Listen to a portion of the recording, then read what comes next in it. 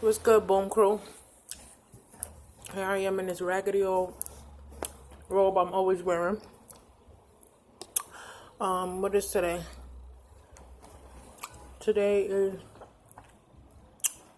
June 7th, I think. I got liposuction done May 25th. And basically, I'm sorry if I'm smacking and all that, but if I don't eat these pineapples now, I'm not going to eat them at all. And if you don't know, pineapples, ginger, tea, things like that, that's good for circulation. Helps with the swelling after liposuction because you get a lot of swelling. I've been doing horribly. I haven't been drinking as much pineapple juice as I'm supposed to, whatever. Anyway, I'm getting into all of that. So, I went to Dr. McAdoo in Miami, Florida, at Seduction Cosmetics. I went to the Aventura location because they have 3 locations. They have one in Doral. I'm not sure of the other location, but I know Aventura and Doral, and they have another one. I'm going to tell y'all about my pre-op, my surgery, how I felt, and I don't know, whatever I can manage to fit into this video. Hopefully this video is not way too long, but I'm trying to give y'all as much information as possible. Anyway, so I went down to Florida. Lucky enough for me, I have sisters that live in Florida. So I did not do the recovery house. I was going to do the recovery house because I did not want to be a burden to my sister because she got 2 small twins and a 6-year-old. But the way the financial part of this worked out, I ended up having to stay with my sister. I'm going to get into all of that. Anyways, my pre-op was on the 24th because you have to do your pre-op the day before surgery. My pre-op, I went in there at 10:30. No. Me and my sister, she drove me down to the Doral location because I was making payments to the Doral location. Anytime I would speak to somebody, it was most likely somebody from the Doral location. I'm sorry, yeah, I got honey and olive oil in my hair because my hair is very matted. I haven't combed my hair since before surgery, so that's essentially like 2 weeks I haven't combed my hair. My hair is really matted. So anyway, so we drove, that Doral location is like an hour from my sister's house. We drove all the way down there with her twins in the back seat. We get there and they're like, oh, this is the wrong location. So I was pretty irked by that. The Aventura location that we went to was only like 16 or so minutes without traffic from her house. So it was like we wasted gas for no fucking reason. Anyway, long story short, we get to the Aventura location around 10:30. I asked the lady, I said, how long do you think this is going to take? Because my sister was willing to wait for me if it was only going to take like an hour. Mind you, she got the small twins. So I was like, you know, it's going to take an hour. I just told her, matter of fact, go ahead, leave. I was in there from 10:30 to 4:30 for a pre-op. Most of the time, I was just sitting there. I had to sign papers, yes, but that part didn't even take long. They had an issue finding my invoices, figuring out what my balance was. I was going back and forth with them or whatever. I can't say nobody was particularly rude to me, but I find that they're very unorganized. Once again, this is Seduction Cosmetics, the Aventura location. So I just felt like they need a better system to be set up or whatever, and that kind of put me off.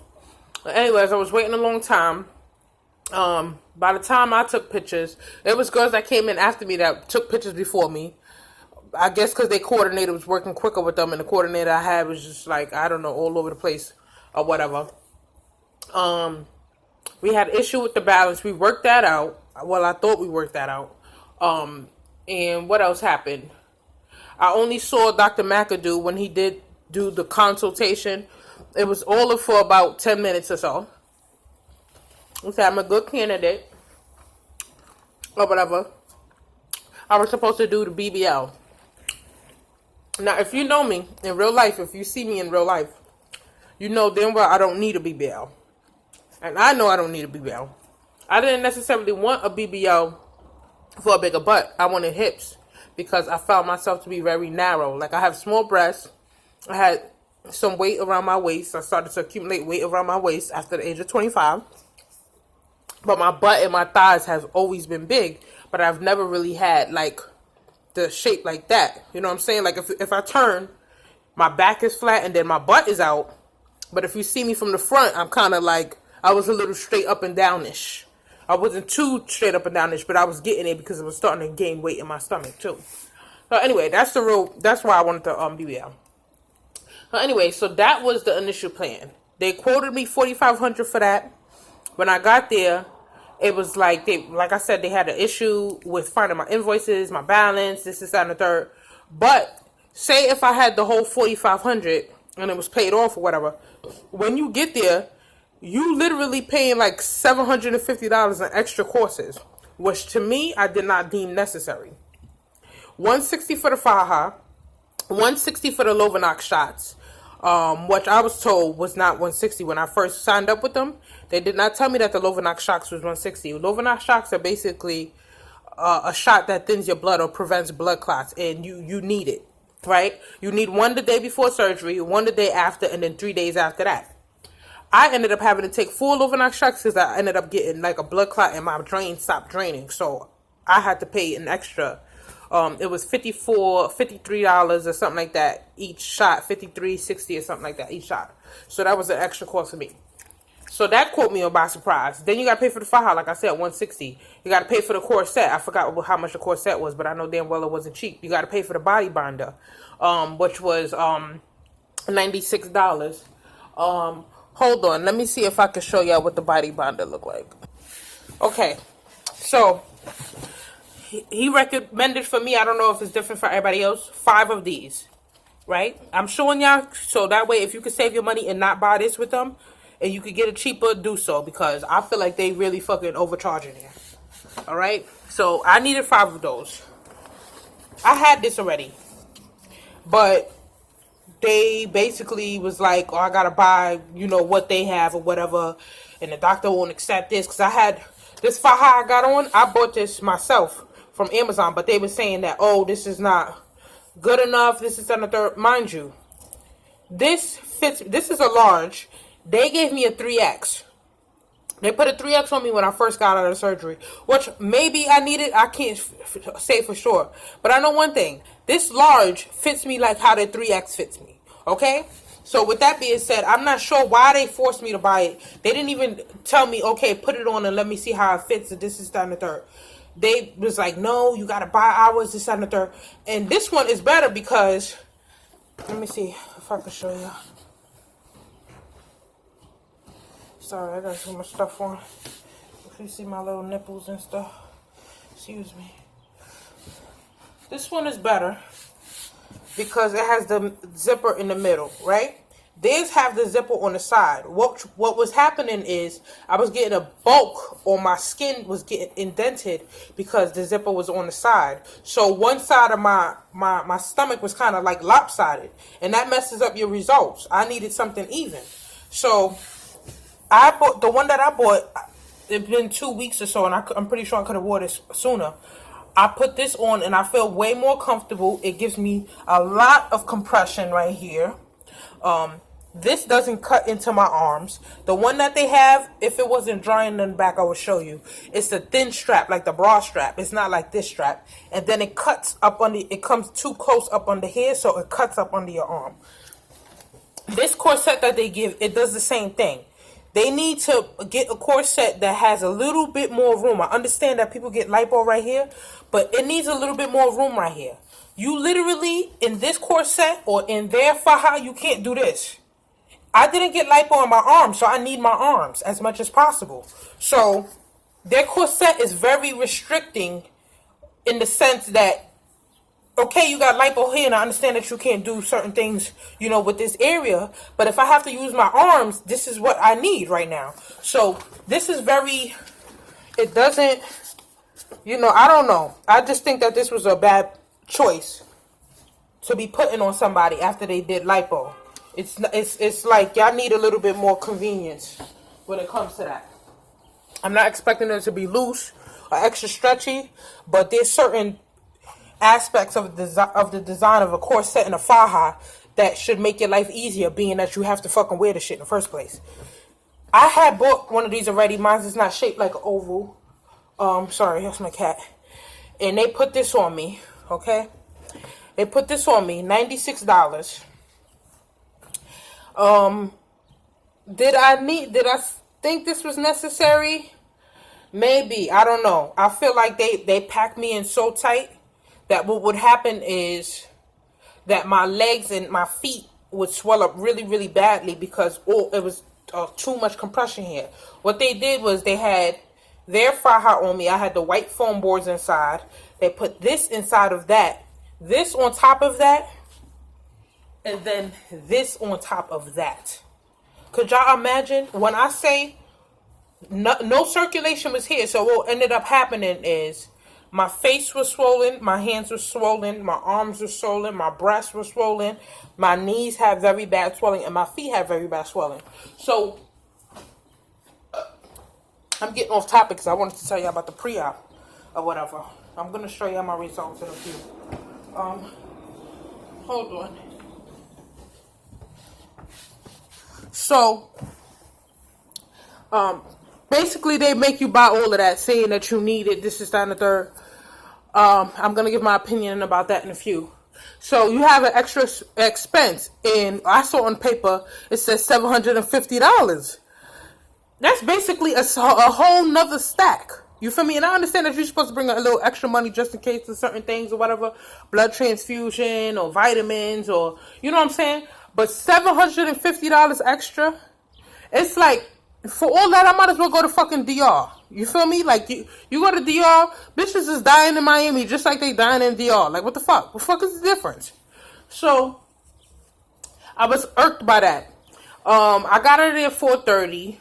Because we was trying to figure out the balance thing, and I just felt like their whole procedure about how you wait and how long you wait and how they do, like, basically I was missing the urinalysis, so I was going back and forth with my doctor about that. Their Wi-Fi and their internet had cut off out of nowhere, and it was off for a minute, so I was waiting for their shit to come back up just so they could receive the facts or whatever. So like I said, the people wasn't particularly nasty or whatever. There was a few like snobbish people or whatever, but I just felt that they was very unorganized in that manner. Day of surgery, the 25th, May 25th. They tell me to come in 9 o'clock. You have to bathe with antibacterial soap. I'm sorry that I'm at a bad angle, y'all, but it's like, this is the best I can do with the lighting and everything. So, they tell you to bathe with bacterial soap the night before. Take out any piercings you have. You cannot eat for 8 hours before the surgery. Remember I said that. So I ate 9 o'clock. The last time I ate was 9 o'clock that night, the night of the 24th. They tell me to come in 9 o'clock in the morning for surgery. So I'm expecting maybe the most, I'll probably have an hour or maybe 2 hour wait before I go into surgery. I got in there 9 o'clock. I got in there earlier than that, actually. I did not get out of Seduction Cosmetics until about 11:30, 12 o'clock at night. They did not start my surgery until 6:30 p.m. What was I doing from the hours of 9 a.m. to 2:30 p.m.? Nothing. When I say nothing, I mean nothing. I mean, they sat me in one room, I waited, then they sat me in another room and was like, oh, we're going to come and do this. And I waited, they never came, and they sat me in another room and I waited. That's exactly what happened. That's how long I was waiting. I peed in the cup because they got to do a drug test. You got to pay for that. $32.10 or whatever. That's another expense. Then you got to do the pregnancy test, the ACG test or whatever it's called or whatever. So I did that. That's the only thing that I did from 9 to 2:30. By 2:30 came, they jabbing me because they can't get the fucking IV in my arm because my veins are so constricted because I did not drink liquid or I haven't eaten since the night before. They tell you not to eat 8 hours before surgery, but do the math. If I did not do surgery until 6:30, that means that I did not eat for a long, that's well over fucking 8 hours, okay? All right. So my veins is like, they can't get the fucking IVs and they keep poking me. I was getting aggravated with that. I got so frustrated I started crying. I swear. Like, because I was so frustrated because I was like, I want my money back. I didn't even want to do this shit no more. That's how upset I was because it was like, this shit is taking too long. Nobody's really telling you what's going on. You just sitting there waiting like, oh, we're going to come back and get the IV. You literally will be sitting there waiting 2-3 hours. You see the person going back and forth. They look at you and they don't even acknowledge. You just told me that you was going to put an IV in my fucking arm. What is the issue? Sorry, my shit is itching. Anyway. So the IV, the first IV done, so I'm hyped like, oh shit, I'm about to go in. No, bitch. They got to hook me up to another IV. They got to hook me up. They wouldn't have had to hook me up to so many IVs if they would have never told me not to eat for 8 hours before, but kept me over there for well over 8 hours. You understand what I'm saying? Like, if it was only 8 hours that I didn't eat, I wouldn't have needed that many IVs. They had to put like 3 IVs in me. That's why when I came out, I was so fucking full of so much fluid. I was full of so much fluid. I was pissing like a fucking racehorse, which is not convenient neither because you in this faja, you got the board on this, and you in so much fucking pain. It's not easy for you to get up and go pee. And then you got that stupid small ass faja on. You got to pee through that fucking go girl urinal pee shit. And God forbid you don't know where your pussy hole is and you fucking pee on the side of your leg and shit. That's exactly what was happening to me because for the life of me, I don't know why I'm 29 years old and I can't figure out if my pussy hole was closer to the front or closer to the fucking back, alright? So anyways,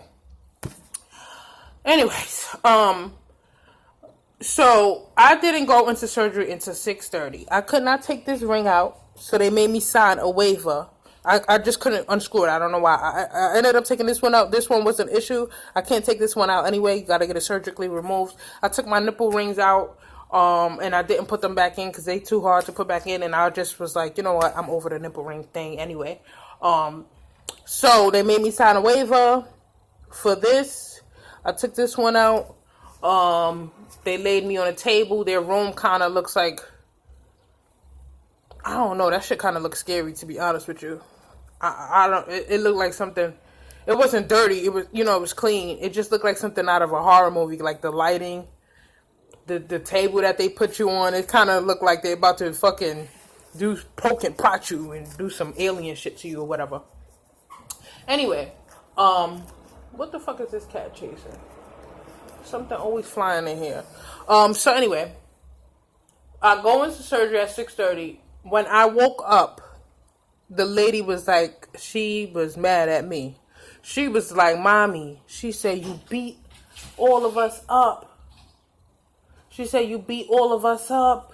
You bad. So she said when I woke up that I spazzed out and I was fucking people up. What the fuck? She said I was fucking people up. I was beating them bad or whatever. I think my cat see a fly. So I was like, but I was so tired. I was like, oh, sorry, mommy. But when I remember waking up, I remember her taking me off the table. I guess I had the faja and everything on. I guess when they were trying to wake me up to put the faja and stuff on, that's when I spazzed, but I don't remember that. So when I remember waking up, they was putting me in a chair, and I was freezing cold. I'm talking about cold, like hot ice cold. Like somebody was putting a hot ice on me. Like it was like a cold inside my soul, like type of fucking cold. So, and they hooked this tube up that had, hot air, heat, and they put it under the blanket. They wrapped me on like one blanket. They put it, and I was like, Mommy, I'm cold. I didn't give a fuck what was going on. I knew I was cold and that shit was bothering me. I don't like to be cold like that. I was like, Mommy, I'm cold. So I remember my sister, coming, it was late at night, and the nurse was helping me in the chair. And my sister was helping me get in the car, and the nurse was telling my sister what to do, and this is that and the third. And I remember just telling them to shut up, because I felt like they was talking too fucking much. Like, the lady speaks Spanish, my sister speaks Spanish, so you know how that go. They be fucking talking, I'm like, yo, shut up. Like, take me the fuck off. I was so aggravated. I didn't mean to be mean to my sister, but I didn't mean to be mean to the nurse neither, but I was over it. I get home. If I had to describe the pain, there's no amount of videos that you can watch that can prepare you for the pain that you feel.